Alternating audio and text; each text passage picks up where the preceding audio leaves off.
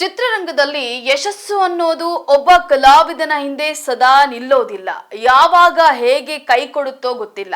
ಪ್ರತಿಭೆ, ನೋಟ, ಸುಂದರತೆ, ದೊಡ್ಡ ನಿರ್ಮಾಪಕರೊಂದಿಗೆ ಸ್ಟಾರ್ ನಟರ ಜೊತೆ ಅವಕಾಶಗಳು ಸಿಕ್ಕರೂ ಕೂಡ ಟೈಮ್ ಎಲ್ಲವೂ ಕೈಜಾರಿ ಹೋಗೋ ಪರಿಸ್ಥಿತಿ ಎದುರಾಗ್ತದೆ. ಸದ್ಯ ಈ ಸ್ಥಿತಿಗೆ ಜ್ವಲಂತ ಉದಾಹರಣೆಯೇ ಪೂಜಾ ಹೆಗಡೆ.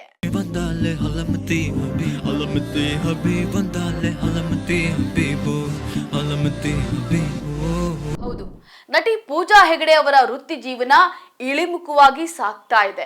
ಅವರಿಗೆ ಒಳ್ಳೆಯ ಪ್ರಾಜೆಕ್ಟ್ಗಳೇ ಸಿಗ್ತಿವೆ, ಆದರೆ ಯಶಸ್ಸಿನ ಹಾದಿ ಮಾತ್ರ ಯಾವುದೂ ಕೈ ಹಿಡಿತಿಲ್ಲ.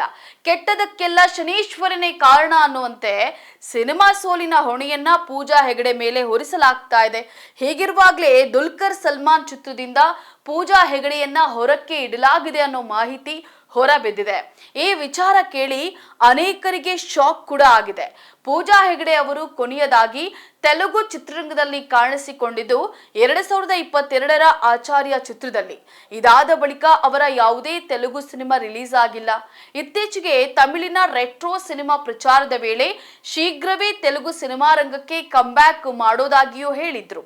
ಈ ಮೊದಲು ಅವರು ಗುಂಟೂರು ಕಾರಂ ಚಿತ್ರಕ್ಕೆ ನಾಯಕಿ ಆಗ್ಬೇಕಾಗಿತ್ತು, ಆದರೆ ಅವರು ಚಿತ್ರದಿಂದ ಹೊರ ನಡೆದ್ರು. ಈಗ ಸಟ್ಟೇರಿರುವ ದುಲ್ಕರ್ ಸಲ್ಮಾನ್ ಚಿತ್ರಕ್ಕೆ ಪೂಜಾ ನಾಯಕಿ ಅಂತ ಗುಲ್ಲೆದ್ದಿತ್ತು.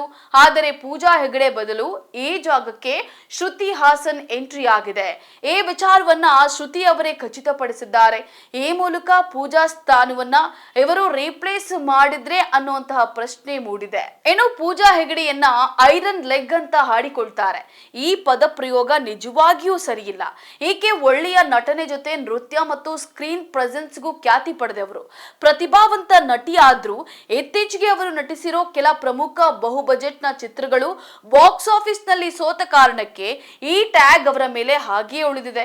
2022ರಲ್ಲಿ ತೆರೆ ಕಂಡ ಪ್ರಭಾಸ್ ಒಟ್ಟಿಗಿನ ಸಿನಿಮಾ ರಾಧೇಶ್ಯಾಮ್, ರಣವೀರ್ ಸಿಂಗ್ ಜೊತೆ ಸರ್ಕಸ್, ದಳಪತಿ ವಿಜಯ್ ಜೊತೆ ಬೀಸ್ಟ್, ಹೃತಿಕ್ ರೋಷನ್ ಜೊತೆ ಮೆಹಂಜೋದಾರ್, ಹೀಗೆ ಬ್ಯಾಕ್ ಟು ಬ್ಯಾಕ್ ತೆರೆ ಕಂಡ ಎಲ್ಲಾ ಸಿನಿಮಾಗಳು ಬಾಕ್ಸ್ ಆಫೀಸ್ ಕಲೆಕ್ಷನ್ ವಿಚಾರದಲ್ಲಿ ಸೋತಿವೆ.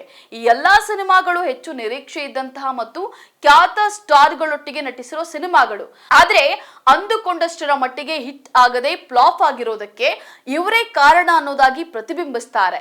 ಈ ಸೆಣಸಾಟದಲ್ಲಿ ಇತ್ತೀಚೆಗೆ ಪೂಜಾ ಹೆಗಡೆ ಅವರಿಗೆ ಗೆಲುವಿನ ಹಾದಿ ಕಂಡುಕೊಳ್ಳೋದೇ ಕಷ್ಟ ಅಂತ ಅನಿಸಿದೆ. ಅವರು ಮಾಡಿದ ಚಿತ್ರಗಳೆಲ್ಲವೂ ಸೋಲ್ತಾ ಇವೆ. ಈ ಚಿತ್ರಗಳ ಸೋಲಿಗೆ ವಿವಿಧ ಕಾರಣಗಳು ಇವೆ, ಆದರೆ ಅದನ್ನ ಕೊನೆಯದಾಗಿ ಪೂಜಾ ಹೆಗಡೆ ತಲೆಗೆ ಕಟ್ಟಲಾಗ್ತಾ ಇದೆ. ಈಗ ದುಲ್ಕರ್ ಸಲ್ಮಾನ್ ನಿರ್ಮಾಪಕರು ಕೂಡ ಇದೇ ರೀತಿ ಮೂಢನಂಬಿಕೆಯ ಮೇಲೆ ನಂಬಿಕೆ ಇಟ್ಟರೆ ಅನ್ನುವಂತ ಪ್ರಶ್ನೆ ಕಾಡ್ತಾ ಇದೆ. ದುಲ್ಕರ್ ಚಿತ್ರವನ್ನ ನವ ನಿರ್ದೇಶಕ ರವಿ ನೆಲಕುಡುತಿ ನಿರ್ದೇಶನ ಮಾಡಿದ್ದಾರೆ.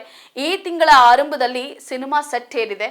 ದಸರಾ ಹೆಸರಿನ ಬಿಗ್ ಬಜೆಟ್ ಮಾಡಿದ ಸುಧಾಕರ್ ಚೆರುಕುರಿ ಈ ಚಿತ್ರವನ್ನ ನಿರ್ಮಾಣವನ್ನ ಮಾಡ್ತಾ ಇದ್ದಾರೆ.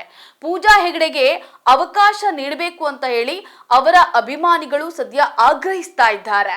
ಒಟ್ಟಾರೆ ಪೂಜಾ ಹೆಗಡೆ ಎದುರಿಸ್ತಾ ಇರುವ ವೃತ್ತಿ ಜೀವನದ ಇಳಿಮುಖ, ಮೂಢನಂಬಿಕೆ, ಐರನ್ ಲೆಗ್ ಅನ್ನೋ ಟ್ಯಾಗ್ ಇವೆಲ್ಲವೂ ಪೂಜಾ ಅವರನ್ನ ದಿನೇ ದಿನೇ ಕುಗ್ಗಿಸೋ ರೀತಿ ಮಾಡುತ್ತೆ.